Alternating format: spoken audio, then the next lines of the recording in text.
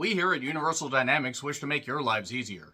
Introducing the latest in robotic assistant technology, the Rozzum model. One Rozzum unit in your home will help ease any stress on your family. It will make sure to do your children's homework. It will take the trash out. It will complete any task that you desire, because we here at Universal Dynamics want to remind you that a Rozzum always completes its task. Just ask. The Wild Robot was written and directed by Chris Sanders, who did Lilo and Stitch, Blue Punch Buggy. Oh, Lilo and Stitch. It was so hilarious. It was so weird. It was so bizarre. It was unlike a lot of Disney movies of that time. It made me sad. When you look at the goddamn Ugly Duckling book, how dare you, Chris Sanders? How fucking dare you? My God, what a great movie that was, though. I need to retro-view that. I'm not looking so forward to the live-action version, but nevertheless, he did the good animated version. Also, he did How to Train Your Dragon. He did The Croods, a film that I totally forgot about, and he did Call of the Wild. One of these things is not like the other, and nobody can bat 1,000. This is based on a book by Peter Brown and features Lupita Nyong'o continuing her ascent into superstardom, even though you could argue after 12 Years a Slave and just the various roles that she's had, like in Us. One of my favorite roles that she did, man, that was fucking goddamn creepy. She was in A Quiet Place Day 1, that was an unnecessary prequel, soft reboot, whatever the fuck that thing was supposed to be, wasn't very good. She couldn't have saved it, nobody could have saved that. But she voices Rozzum 7134, who crash lands on an island, and she's gonna ride it all night long. She's on an island in the sun, and she's gonna be having fun because her core got damaged and she must rely on the solar rays. So, yeah, basically a shipwreck lands this robotic model among wildlife, and after a certain thing, an incident leaves a baby Gosling orphaned. She nicknames it Bright Bill, and basically the idea is to raise this Gosling up to not just be the runt of the goddamn island, but to ascend and be able to migrate and get out of the harsh winters, like all geese are able to do. And along the way, basically, Rozzum, or Roz for short, must basically grapple with the prime directive of completing a task and maybe trying to get back to her home base, planet, whatever, and also trying to maybe realize that there is a little bit more to life than just completing a task, just more than the prime directive. So when I saw this trailer, I was like, okay, this looks like it could be kind of good. And then I heard the early critical reception that is, and my God, they were really praising this. And I have a love-hate relationship with DreamWorks animated movies, and most animated movies of the last 10 or so years in general. But DreamWorks does often nail it, and when they do, they can really match Disney and even go in a few, more gripping emotional directions, because let's be honest, some Disney movies are pretty goddamn good, but Disney is even more commercialized. Now, when you get somebody like Lupita Nyong'o on board, you got some levity there. You also have Pedro Pascal as Fink, a fox. Professor Fink, he's the fox that makes you think. We also have Kit Connor, who is in Little Joe. He voices the more adult Bright Bill. And you have Bill Nighy as another a wise old goose named Longneck. And then you also have Stephanie Hsu, who was in Joyride and Everything Everywhere All at Once. I do want to shout Joyride, and you check that out. You have Matt Berry, you have Mark Hamill, Ving Rhames, Catherine O'Hara. A pretty loaded cast, in all honesty. So, yes, Roz must basically, find her place. Find out what her purpose is beyond her prime directive. It's a simple story. I'm not going to say that everything is perfect in this movie, because it does follow kind of beat for beat some stories. But as far as the bright visuals and the fact that it is actually pretty gripping from an emotional standpoint, they make you care about these characters. There are a few moments where they kind of just, push things along because they're afraid the kids are maybe going to get a little bit frustrated and not have the attention span to put up with it. There are some early images that could be a little scary for some kids, especially during the initial journey of Roz basically getting out of her crate and, all this crazy stuff happening with these scary, scary animals reacting kind of violently to her. But it is pretty goddamn good, and it actually got me to tear up. Yeah, I don't know what it is with movies making me tear up this year. I mean, not a bunch, but a few. My Old Ass, His Three Daughters, this, Inside Out. I know why Inside Out, because of anxiety and all that stuff and everything, the emotion, and also the fact that many of us suffer from anxiety. And you will believe that a robot can dream. No, not Robot Dreams. I would argue Robot Dreams is better than this, but this is right up there as far as being one of the best animated movies, maybe one of the best movies of the year. It's at least something that your kids are going to enjoy, and a lot of adults are going to end up enjoying it. Very eye-popping visuals. Again, the story is a little basic, and there are some points where I'm like, okay, there's not really much of an element of danger here. Like, the characters are just kind of existing in this world, and it's like, all right, there's not a particular, amount of stakes you can sink your teeth into. But for good world building and the emotional draw and relationship between Roz and Bright Bill, it absolutely gets a recommendation. 100% check this out. I really do hope this movie does well, because DreamWorks does have a potential mega hit on their hands. Released at the perfect time at the end of September, so they have a wide open space throughout October before more kids movies start to come out in November and December. So yeah, really good. The Wild Robot is very, very well done, even if it does kind of seem to rush its conclusion a little bit. I did like the fact that they, gave enough depth to these particular characters, and also had some nice things to say about how animals will get along, needing to band together, that kind of stuff. And yeah, there were a few things that were a little just kind of thrown out there, but pretty damn good overall. Pretty damn good. Pretty damn good, and it made me cry points. So yay! So now I'm going to get into spoilers. 3, 2, 1, and spoilers. So I did like how Lupita Nyong'o did have the just the the kind of wide-eyed innocence of like a robot being like a fish out of water, so to speak, but eventually coming to understand how the animals think and everything, and being one with them. And even though they see the robot as a monster, it ends up working out where Roz is seen as one of them.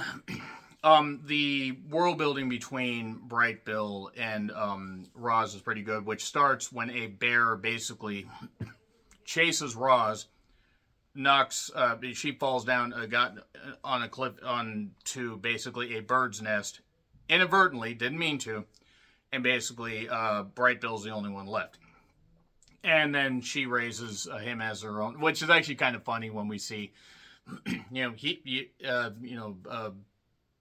animal that young would imprint on the first thing and see it as his mother. And that's where like there's this this possum that has like 7 kids, and then there's this one gag where it's like, oh, 6 kids. Oh, I'm alive. Oh, great. But I don't have the programming to be a mother. Nobody does. And that was a good line. That was a good thing about that. And the task basically is to take this runt Gosling and help it migrate, eat, swim, fly by fall. And it's really good. It's really, it's about Bright Bill fitting in, kind of seeing himself more as like, robotic and stuff like that, and not fitting in with the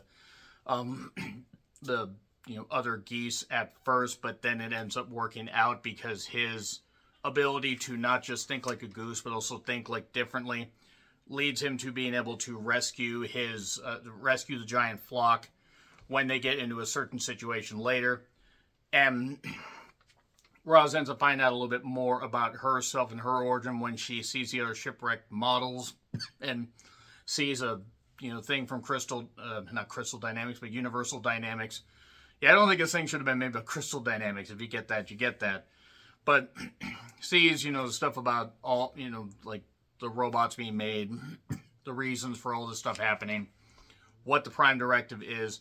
And then what I liked was the other model, Rummage, was, voiced by Lupita as well. So she's talking to herself. Stop talking to yourself. Stop talking to yourself. Actually, if you talk to yourself, it's fine. It's just when you get in an argument with yourself and you try to walk away, you technically can't. But that being said,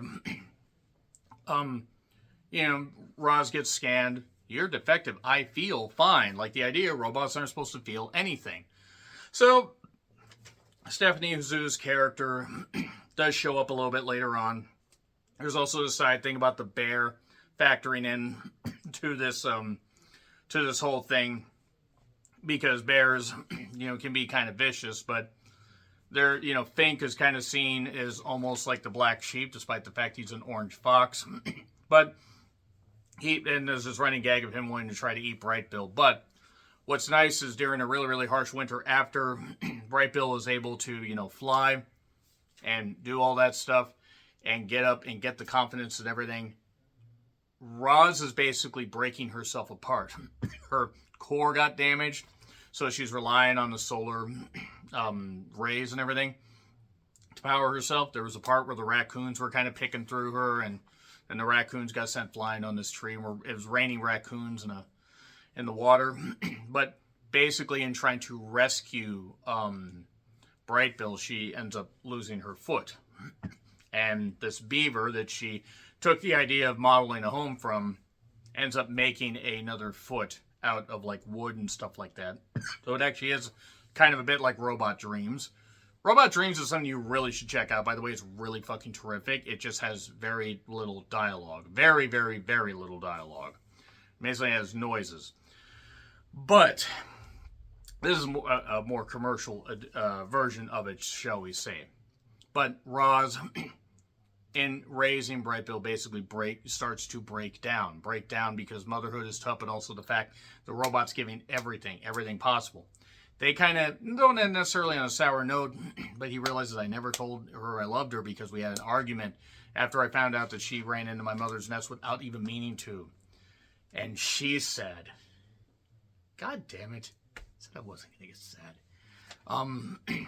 Fink and her were just going to survive the winter. It's a really bad winter. And she said, we're going to get out there and we're going to save all these animals. And we're going to get them underneath this hutch.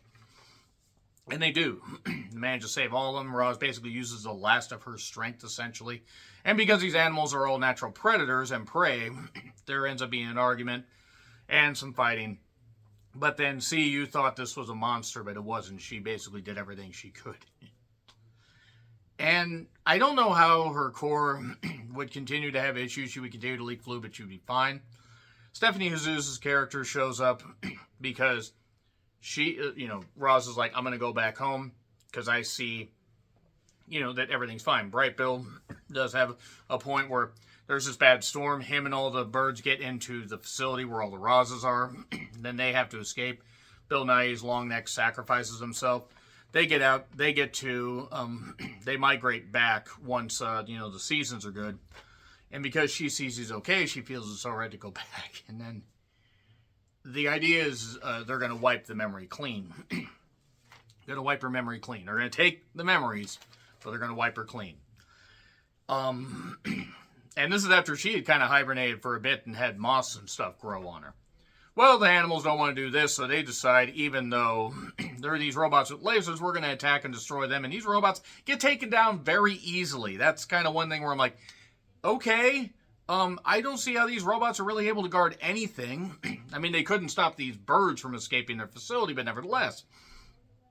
Basically, Roz ends up, talking to Brightbill. They, have a good emotional moment, and she realizes, yeah, they're going to keep coming because that's what, this tentacle Stephanie Jesus said, the tentacle character voiced by Stephanie. Basically says they're going to keep coming for me. I need to go back and I need to set things right. But I'm going to keep these memories in here. Not just in here. That got me. That got me quite a bit. But the idea was she left a better robot. Can a robot feel? Evidently so. And we go back to the facility. Roz is cleaned up and possibly, totally reset until Brightbill comes in, sees, and I'm Rozzum 7.